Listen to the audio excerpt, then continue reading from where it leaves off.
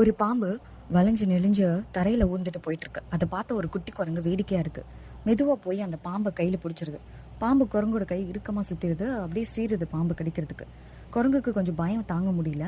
கொஞ்சம் நேரத்தில் குரங்கு கூட்டம் நிறையா கூடிடுது. யாருமே அந்த குட்டியை காப்பாற்றணும் அப்படின்னு ட்ரை பண்ணவே இல்லை. இந்த குரங்கு வந்து பயமுறுத்துதுங்க. அது விஷமான பாம்பு, கொத்துனா நீ செத்து போயிடுவேன், பாம்பை விட்ட அடுத்த செகண்டே உனக்கு கண்டிப்பாக கொத்த தான் வரும் அப்படின்னு சொல்லி பயமுறுத்திட்டு இப்படி கொஞ்சம் கொஞ்சம் குரங்கா காணாமல் போயிட்டாங்க. எல்லாருமே போயிட்டாங்க இடத்த விட்டு.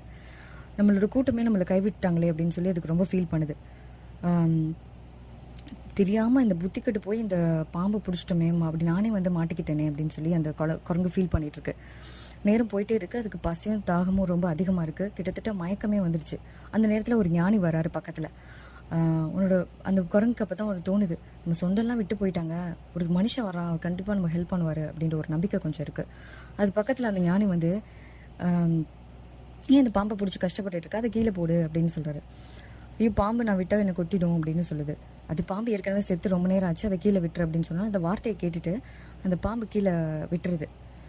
நிஜமாவே பாம்பு அந்த குரங்கு பிடிச்ச பிடியில அது இறந்து போயிடுச்சு. அதுக்கு பயத்துலேயே அது பிடிச்சிட்ருக்கு. உடனே அப்போ தான் குரங்குக்கு உயிரே வருது. இனிமேல் இந்த முட்டாள்தனத்தை நான் பண்ணவே மாட்டேன் அப்படின்னு சொல்லிட்டு அந்த குரங்கு மரத்துக்கு தாவி போயிடுச்சு. மால் ஆஃப் த ஸ்டோரி, நம்மள நிறைய பேர் மனக்கவலை அப்படின்ற ஒரு செத்த பாம்பை கையில் பிடிச்சிட்டு அதை விட்டு வெளியில் வர முடியாமல் கதறிட்டு இருக்கோம்ல. கவலைகளை விட்டளிப்போம், வாழ்க்கை வாழ ஆரம்பிப்போம்.